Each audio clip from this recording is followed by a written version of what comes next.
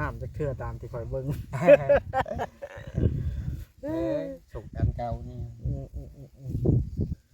เสื้อก็ขาดเชื่อก็ไปคอยออกมาพุ่นออกมาตัวนี้โดยมาอยู่บ่อนเจ้าเคยอยู่ตั้งแต่ข้าวเป็นวัยรุ่นพุ่นออกมาเนี่ยเนาะเลยเจ้าหูจักว่าพอตู้ห้วยอันนี้อยู่ไหนนี่หูจักเพิ่นอยู่ ตัด ตูตันเคยแวะลิ้นน้ำเพิ่นอยู่ปะเพิ่นก็มาอยู่เนาะ เจ้ามาหาเราบอก แม่นมาหาพอตูตันแล้วชาวบ้านว่าเจ้าก็อยู่นี่ก็เลยแวะมาเยี่ยมเจ้าเลย เนาะบ่จอยโดยจักจิตวันใดละเรื่องเมื่ออยู่เฮือนกับคนแนวอันเมื่ออยู่ผู้เดียวเคยเนาะไปสิเบื่อเนาะ เมื่อย ทำงานดีกว่า แล้วเมื่อเกือบปลาจะไปเขาก็เมื่อย น้ำบกเบิดแล้วบ่ ยัง ข้อยก็บ่ได้ข่าวจอบเบิ่งเลยได้ข่าวว่าเจ้าบ่อยู่แล้วบ่ได้ข่าวจอบเนาะบ่จอย ประจำเลยมันเมินแขน ฮะ ให้สิไปอยู่ อยู่คนเดียวเนาะเหงาหาอยู่หากินก่อนหาเงินหาค มาก่อนมันนี่แบบว่า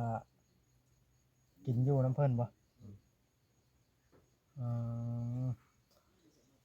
แต่ว่าเงินเพิ่นก็จ่ายอีกมื้อละแสนอย่าลืมกดติดตามเพื่อเป็นกำลังใจให้ผมด้วยนะครับทุกคนขอบคุณมากๆครับพี่น้องเปิดภาพขึ้นก็ได้ มาฮอดพี่ ำมาลินน้ำผม พี่น้องมาอันหาตู้ห้วยพอดีว่าชาวบ้านเพิ่นว่าไอ้เทิดไปขวัดมันอยู่แคมทางพอดีพี่น้องเลยบอกว่าก็จอดรถไว้แคมทางหันเด้ไอ้เทิดก็มาขวัดมันอยู่นี่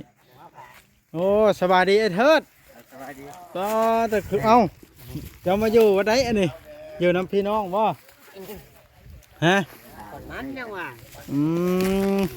ขวัดมันเตอเป็นอะไรเอ้ามีนี่ไว้ต้มสูตรน้องกินแถวนี้ละเป็นอะไร ที่นี่ได้เนี่ย บริเมื่อไกลเฮือนไกลชานจะเถื่อบ่ เมื่อยแล้ว เมื่ออยู่อ๋อ แล้ว จังมือแล้วมานอนอยู่นี่นะ4-5 วันแล้ว สบายดีเด้อบ่เถิด สบายดี ป้าแต่เบิ่งขออนุญาตนะเชิด ไปช้าง ตีนหมอก เดี๋ยว เพิ่งจะเห็นเวียกแล้วบ่ เบิ่งเป็นอะไรอาบน้ำจะเถื่อแล้วแต่ข้าวมา4-5 คืนนี่ ฮะว่าอาบอยู่เพื่อน เมื่ออาบอยู่เฮือน เคยมานอนอยู่เฮือนอยู่บ่ มือ โอ้ใกล้สิแล้วแล้วบ่มันเนี่ย เด้ยังเลย โอ้ยังหลายเติบยังอีกเป็นทิศก็อยู่นี่เนาะ เพิ่นจ้างไว้ได้บ่เถิด วันละแสน วันละแสนอ๋อเป็นอะไรบ่ได้คิดอยากไปเยี่ยมชาวใบบ่คู่มื้อนี่ ไปอยู่แล้วเนาะ อยากไปอยู่ หาเงินกันบ่ มีรถมีรางไปเนาะ ว่าสิไปเยี่ยมเพิ่นอยู่เอาบ่จ้อยถือให้ข่อยสิเข้านั่งนำไอ้เถิดนี่ ซื้อพาไปนะ เดี๋ยวเจ้าก็เฮ็ดแบบนี้ เช้าแรกก็บ่น้อย เพิ่นมาอยู่บ่เพิ่นมามื้อใดน่ะ เป็นว่าอยู่มันไปไปแล้วมันบอก โอ้ว่านี่เพิ่นก็ไป ว่านี่นะ เนาะเพิ่นไปเยี่ยม ให้ไวมาไว เพิ่นไปกับอันน้องอาเบยเด้น้องอาเบยมาอยู่ในนี่เจ้าฮู้จักอยู่บ่ นี่ใช่ อยู่ในเฮือนปาวรนี่บ่ฮู้เลยบ่ทันเมื่อใกล้เลยเห็นเนาะ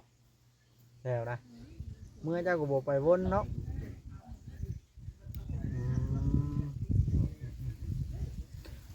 เจ้าล่ะนอนอยู่พี่ประจำ นอนอยู่ที่ไหน ไปมาๆนะเนาะ เดี๋ยวกับมือ โอ้พ่อง่ายสหาเงินเลี้ยงชีพเนาะใครว่าอยู่ละต่อเธอเป็นอยากนักแน่ละเด้อพี่น้องบ่อาบน้ำจะเชื่อตามที่คอยเบิ่ง สุกตามเก่านี่ เสื้อก็ขาดเสื้อก็ไปคอยออกมาพุ่นออกมาตัวนี้โดย มาอยู่บ่อนเจ้าเคยอยู่ตั้งแต่ข้าวเป็นวัยรุ่นพุ่นออกมานี่ อืม เนาะอ๋อเลยเจ้าฮู้จักว่าพอตู้ห้วยอันนี่อยู่ในนี่ โอ้ ฮู้จักกับเพิ่นอยู่ ตัด ตู้ตัน เคยแวะลิ้นน้ำเพิ่นอยู่บ่เพิ่นก็มาอยู่เนาะ ที่เจ้ามาหาเราบอก แม่นมาหาพอตู้ตันแล้วชาวบ้านเว้าว่าเจ้าก็อยู่นี่ก็เลยแวะมาเยี่ยมเจ้าเลย เนาะบ่จอยอ่าโดยสิจักสิวันใดละเรื่องเมื่ออยู่เฮือนของแนวอันเมื่อบัดอยู่ผู้เดียวเฮ้ยเนาะไผสิเบื่อเนาะ เมื่อย ทำงานดีกว่า เมื่อยแล้วเมื่อเกือบปลาเกือบไปเขาก็เมื่อยอยู่ น้ำบกเบิดแล้วบ่ ยัง ข้อยก็บ่ได้ข่าวจอบเบิ่งเลยได้ข่าวว่าเจ้าบ่อยู่แล้วบ่ได้ข่าวจอบเนาะบ่จอย ประจำเลยมันเหมือนแขน ฮะ ให้สิไปอยู่ อยู่ผู้เดียวเนาะเหงาหาอยู่หากินก่อนหาเงินหาค มาก่อนมันนี่แบบว่า กินอยู่น้ำเพิ่นบ่อืมแต่ว่าเงินเพิ่นก็จ่ายอีก เออ มื้อละแสน ถ้าได้ให้เนาะไม่ได้เนาะ หรือว่า ำขายมัน แหละ ป้าแต่วันละแสนก่อนมันเฮ็ดหนักได้ก่อนมันเนาะ โอ้ยมือจุดโพง มือจะท้องแบบว่าต้องได้ใช้แห้งอีก ทั้งกลทั้งปั่นบ่อ๋อ เนาะหลายวันเพิ่นเฮ็ดบอกเฮ็ดหยังเฮาก็เฮ็ดแล้วเนาะ ทั้งปั่นทั้งตากเก็บ มันแห้ง แสนคำบ่เฮ็ดผัดบ่มีแนวเฮ็ดเนาะคือว่าขยันบ่เลือกงานอหลีเพิ่นนี่เนาะดาราเทิดไม่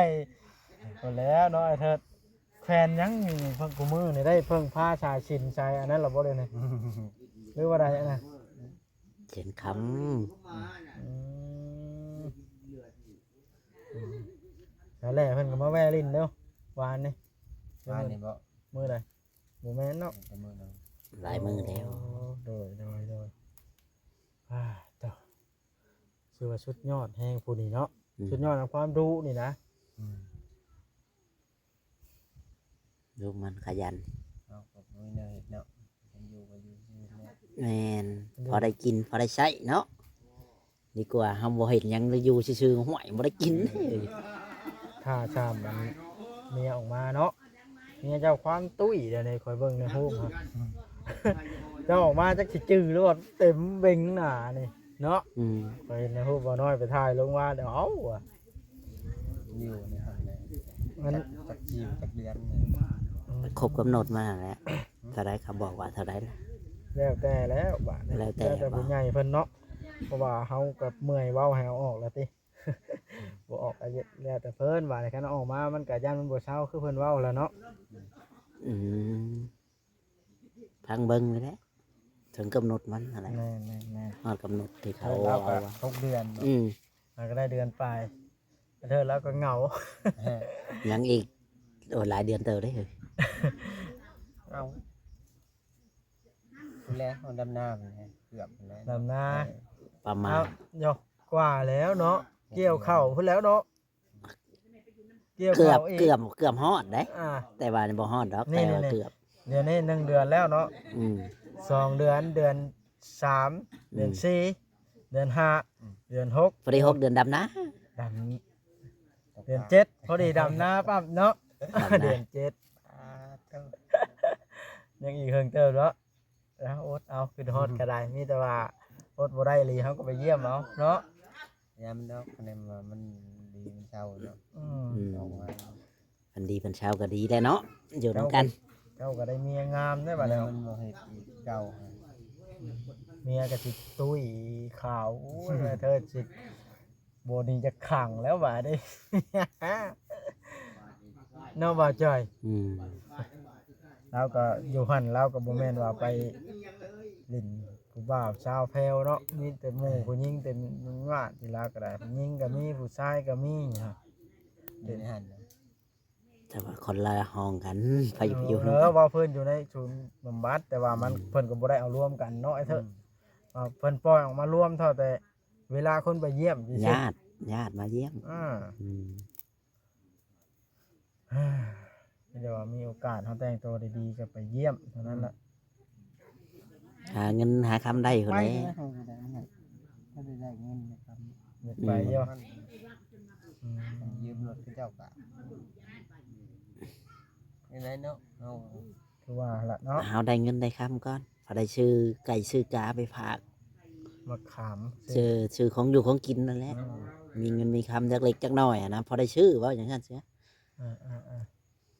เดียมจัก10 นาที20 นาทีก็ว่าไป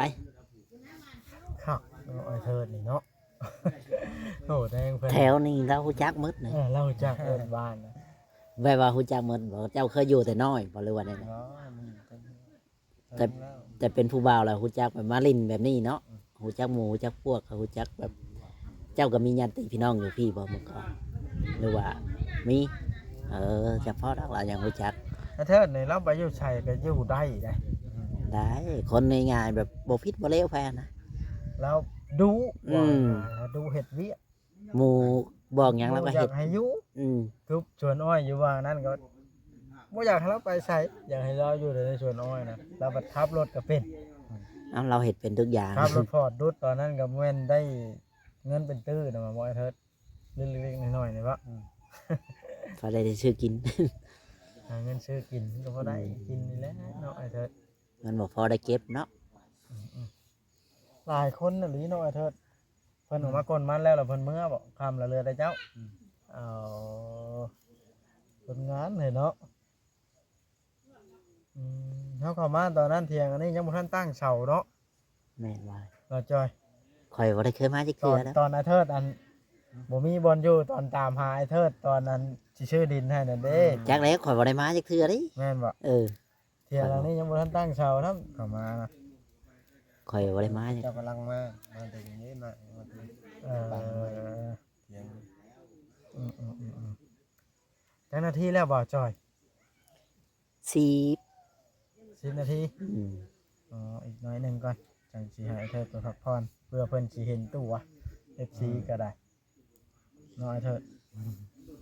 เยี่ยมมายามเพิ่น ลงก้นมันอีกบ่นี่จังโมงลงนี่ นั่นแหละแต่เจ้าพาลงมาก็ลง โอ้เจ้าของสวนเพิ่นพาลงแล้วลง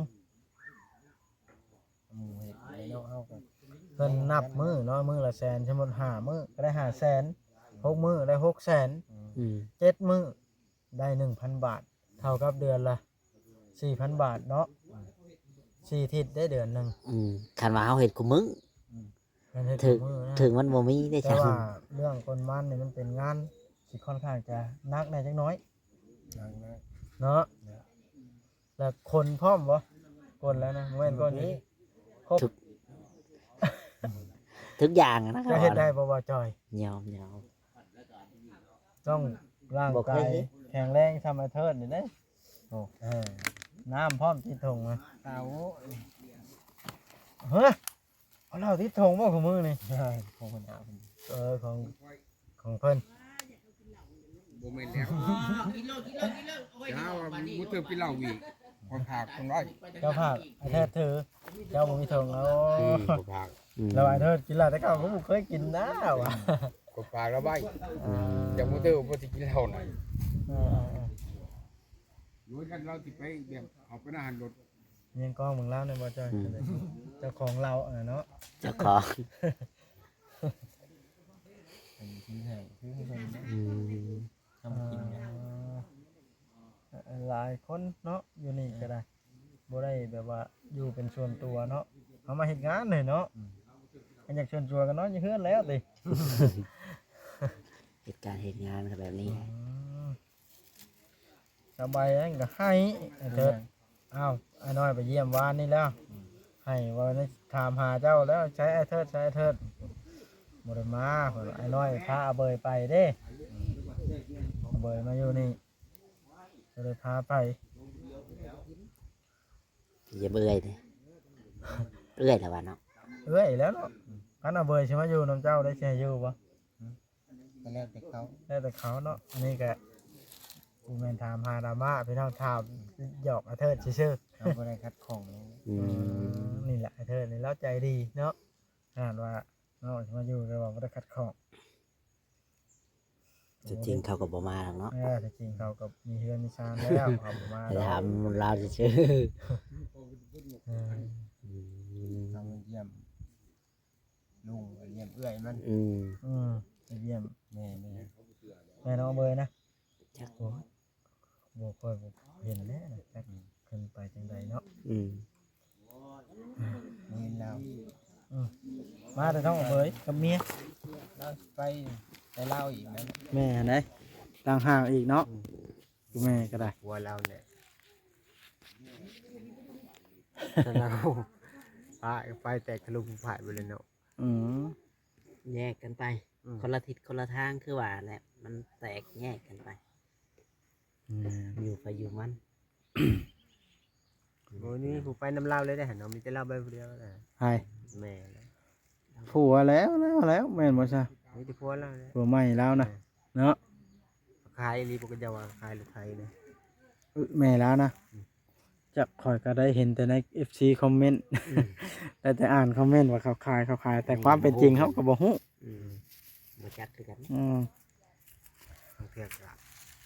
คอนเทนต์เนาะ มันคือข่าวลือก็มีหั้นนะเพราะว่ามันไผสิฮู้น้ำข่าวเฮาบ่ได้ติดตามมันบ่แม่น เฮากับบ่ได้คอยไปถ่ายเขาเนาะ เคสเฮา อืม เคสเฮาเราคือเจ้านี่นะเคสที่เฮาอยู่นำกันเฮาเราฮู้จักว่าเป็นจังใดอันนี้เคสเขาได้เฮาก็บ่อยากเข้าไปยุ่งวุ่นวายคือเคสน้องอเบยหนีมานี่ก็เฮาก็เข้าไปยุ่งน้อยหนึงก็ยังเป็นดราม่าซ้ำเฮาก็เลยบ่อยากวุ่นวายปานใดบาดนี้ แม่น กูมื้อนี่เฮายังบ่ชนแล้วเนาะยันมันผิดทั้งนั้นทั้งนี้เนาะบ่จ้อย แม่นแม่น ครับกระเจ้าแก้เองเรื่องของกระเจ้าอ่า เอาไว้พาเมียมาน แม่น อือ เนี่ยอายุเลื่อนเพิ่น10 ปีพอ จำ เจ้าเคยเห็น บ่จัก เจ้าเคยเห็นจักเทื่อเมียเธอเมียอันระเบยบ่เคยเนาะได้ยินน้องเอาเบยเล่าเนาะนี่ก็แต่ว่าก็ยาบ่เว้าถึงเนาะบ่จ้อย อืม แต่กินข้าวก็กินน้ำเพิ่นอยู่นี่ก็สบายแนวนึง กินเลยบ่เถิดเขานะ กินกับหยังแต่ละมื้อเพิ่นน่ะพากิน ำพวกนั้นช่างก็เจียวนั่นเด้ผมเจียวเขียดเลย กินไปเนาะเพิ่นพากินหยังก็กิน เจียวเขียดเจียว อืม แกงหน่อไม้อยู่แถวกันเลย เจียวกบเจียวน้ำไม้ชดบ่หรือว่าน้ำไม้ถุง ไม่ถูก อืมยังมาแถวนี้บ่มีบ่แถวแถวโหด ไม่ บ่ได้กินอยู่เพิ่นไปเนาะ ยันว่า ที่เอาหน่อไม้เลี้ยงนอก ยันว่ามันออกแบบว่าเอามันชุ่มหมดนะมันอยู่ด้วยอยู่ห้อง มันหัวน้อยอีหลีนี่เนาะบ่ได้น้อย น้อย ปกติมันสิผ่านบางใหญ่เนาะบ่จ้อย สองมือก็เอาออกไหมเก็บ มื้อเดียว แห้งแล้วมันเนี่ย ยัง มื้ออื่นก็เก็บได้แล้วตอนแรง จักแล้วจะเอาแหงจำได้ฉัน มันต้องเต้าหู้หายเอาบริหาร อ่า อันนี้ก็ใกล้แล้ว ทำแบบเขาจะกู้มันนี่แหละวะนี่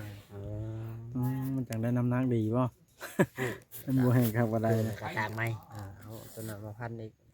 ยัง พัน เบิด บ่หรือว่าเอาเครื่อง เรื่องแล้ว เดี๋ยวว่าพันห่วย เอาตัวนี้ขึ้นเบิดเลย เปิดสิแล้วนี่โอ้บ่ได้หน่อยนี่ อ่าเจ้าก็บ่ได้มื้อเยี่ยมทั้งเฮือนแม่จักเทื่อบ่ไอ้เถิดกูมื้อนี่อยู่แต่พี่มีเฮือนตัวเองแล้วเนาะไปมาๆในเฮือนนี่แหละ เมื่อจับเบิ้งยันว่าเครื่องของหายลักเทื่อเฮาก็บ่ฮู้กันเด้ ครับเมื่ออยู่ เมื่อจับเมื่อหยังกันมาว่าไป ยามนี่เนี่ยไปอยู่ไสก็อยู่ได้อยู่เพราะว่ามันบ่มีฝนตกเนาะยามฝนนั่นติ ง่ายยันนายเด็กแล้วเนาะ ไปหาเฮ็ดให้น้ำบ่ยามนะเฮ็ดนาน้ำคน พอได้กินข้าว เห็ดเอาเข่าเมื่อยาวได้ อืม หมูให้เท่าไรก็เอาตามเผื่อตามแห้งเขาเนาะห่วยอยากได้หลายมันก็อยากได้หลาย เลี้ยงเข่าก็เลี้ยงงัวทันอยู่บ้านเฮา เลี้ยงงัวรับเลี้ยงเขา ก็ได้เลี้ยงชีวิตเฮานี่แล้วเฮ็ดหยังกันเนาะ เลี้ยงงัวแล้วเจ้าปีหนึ่งแต่แล้วเกี่ยวเขานี่เขาให้ตัวนึงเถอะ ลังเถื่อเขาให้เป็นงัวลังเถื่อเขาให้เป็นเงินบ่ ก็แล้วตัวเจ้าสิเอา ก็ดีก็มีบนเรียกบนปลูก เลี้ยงมันผัดเฮาก็อาศัยกินข้าวน้ำเพิ่นน้ำเนาะ อืม ในบ่อนนั้นเพราะว่าเมื่อเฮือนเฮาบ่มีข้าวกินเดิ อืม ความหมายหันนะอืมเอามีแต่ว่าแนวนั้นแหละเนาะบ่าวจ้อยแต่เฮาก็สิได้กลับแล้วแวะมาเยี่ยมซื่อๆมื้อนี้นะ บ่ได้มีหยังมากมายดอกไอ้เทิดเลยถ่ายให้ FC เพิ่นแม่นผ่านมาทางนี้เนาะ อืม เอาโอเคจังไดก็สู้ไอ้เทิดค่อยๆสิกลับแล้วเอาสบายดีเอาโอเคบาดนี้ ไป ไป แล้ว แล้วไปพักผ่อนรถเจ้านะอืม ขอบใจหลาย ขอบใจโอ้พี่น้องอะเพียงไอ้เทิดอยู่ก็ได้เป็นมาทำงานอยู่นี่ ๆอืม ได้อ่ะอยู่ดีมีแห้งวัดสุกคนให้ที่พักไอ้เทิด เพื่อใส่เนาะ ที่พักทำงาน ทำงานอะไรกิน เอาพี่น้องเลย ซื้อของว่าอะไรครับ ผ่านมาทางนี้ก็เลยแวะเพิ่นเลยเพราะว่าถามคนในบ้านว่าไอ้เทิดนั่นเพิ่นไปใส่คือบ่เห็นนะในเฮือนเพิ่นว่าไปกนมันน้ำผู้นั้นนะเฮาก็เลยมาแวะพี่น้องเลยมาให้เด็กรถเฮาก็จอดในแคมทางหั่นเนาะบ่าวจอยพี่น้องเลยก็โอเคส่วนมันไอ้เทิดกลก็ได้คลิปนี้ก็สิได้ขอจบคลิปลงพี่น้องเลยสิไปหาเบิ่งตู้ห้วยก่อนตู้ตั้นนั่นแหละเพิ่นสิเป็นจังใดเพิ่นสิอันอยู่บ่หรือบ่อยู่อันนี้ก็ยังบ่ฮู้เด้อพี่น้องเนาะนี่รถเราจอดอยู่นี่ขอโทษพี่น้องเลยฝากเป็นกำลังใจกดไลค์กดแชร์ให้หน่อยเด้อพี่นิ้งเบิ่งคลิปเบิ่งโฆษณาให้ทางบ่บอสแน่พี่น้องเลย